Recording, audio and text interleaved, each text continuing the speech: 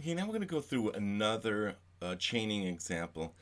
This one might be a little bit more crystal clear. It is to me. Basically, we define method one to be a function which consumes a promise, and that promise has a function which with a resolve and reject. And what we do is we do a set timeout on a function and we resolve a price. The price is $110. And that gets executed after 2 seconds, and then we return the promise. Then we have method 2.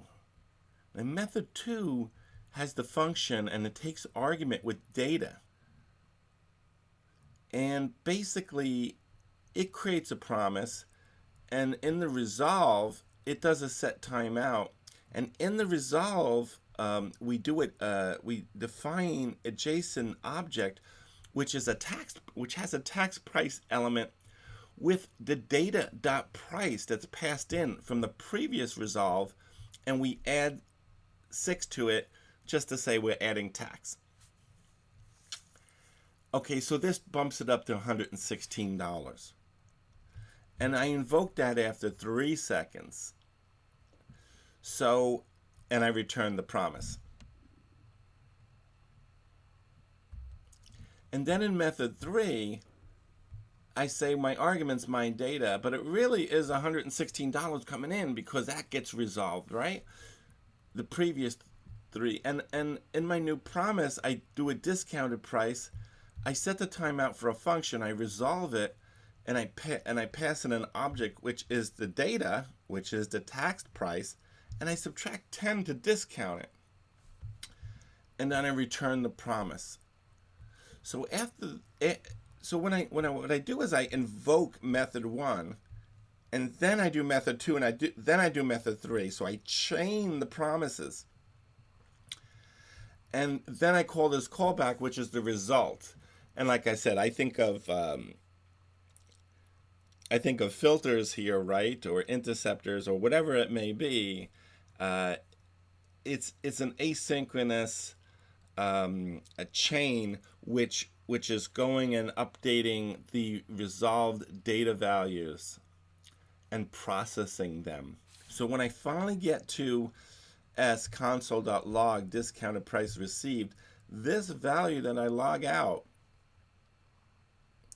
is an object which has the discounted price. So let's take a look at this chain in action. Okay, so we already went through that one chain. Let's look at okay, I'm down here, I think. Here's another chain. Okay, so I begin another chain. Method 1 has a function.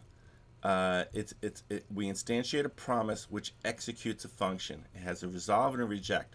We set the price equal to $110. We set timeout. Method 1 is completed when this.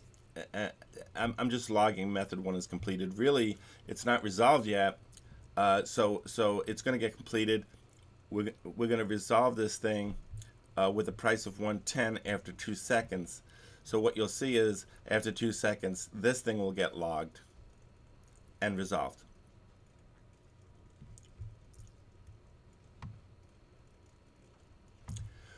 Now the data coming in over here is a function. So I don't put an argument here unless I'm chaining. I'm expecting a result from the prior promise.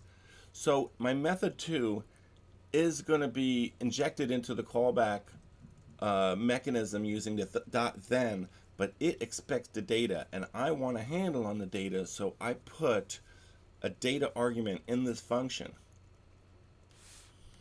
I create a promise, I resolve it, add tax to this price. Which price? Data price, the price that was passed in from the previous resolve.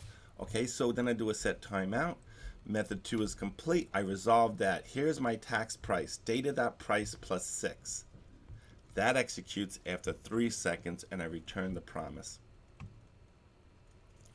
Then I have method 3. Method 3 has data argument. I'm going to plug this in and have this execute as the third promise in my callback. So it's going to get the previous data. And I say add discount to tax price, which is my data.tax price. So this is the tax price coming in. Then I instantiate a new promise. I do a set timeout. Method 3 is completed. I resolve that. I say, here's an object I'm resolving. It's a discounted price. It's my data.tax price minus 10. And I execute that after 5 seconds. Return the promise. Here I execute the method. Here I add tax. Here I add the discount. Here I get a handle on the result and all the callbacks. And I say discounted price received is some value. And then I end my function, another chain function with a console log. Okay, so let's take a look at that. Now notice I like this example because what you'll see is the timeouts are expiring and functions are executing and things are getting logged, and it's a little bit more clear what's happening. Begin chain, set price is 110, method 1 completed, tax on price.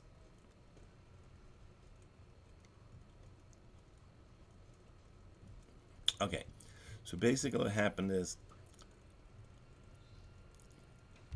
the function executed, and I logged set price, I logged end of that method, but code was still executed. So method 1 completed, add tax to this price, $110. I did. Method 2 completed, add discount to this price. This price. Method 3 is completed. So now the discounted price received is this JSON object, which is discounted price 106.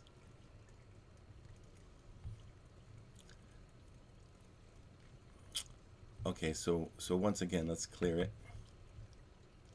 and do another chain.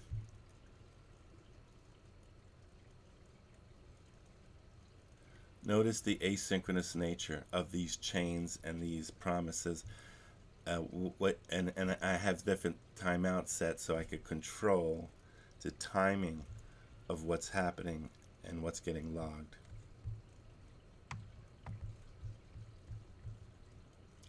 So first, I have a price. It's $110. Method 1 completes, but I've already added I'm adding tax to that price. So let's go back and look at the code so we have a clear description of what's going on. Method 1 just resolves the price of 110. Method 2 adds tax to that price, so it resolves a taxed price. So that should be $116. And then method 3 discounts that, subtracts $10, so it should go down to $106. So let's go back and take a look at that. And so you understand, asynchronous coding is always confusing, even if you wrote the code, but you're trying to understand, you're trying to take advantage of the asynchronous nature, you're trying to run things concurrently, and you're trying to make sure that you're syncing up, getting the proper result, and you don't get incorrect results due to the asynchronous execution. So I have a price of 110, I add a tax, I got 116, I added the discount, it's down to 106. Now I should change my logging so it's a little bit more clear because I was a little confused with the logging. But anyway, let's just end this example that way and make sure you understand the important part of this particular example. If you look at all the promises, the first function had no argument. The second function needed the argument because it needed that price. The third argument needed that tax price value to give it a discount. So it had an argument as well. And then when you chain the promises, method 1 had no argument, method 2 needed the data from the resolution of the first promise, method 3 needed the resolution of the data from the second promise, etc. And then the callback just got a handle on that resolved data. Okay, let's move on with another example.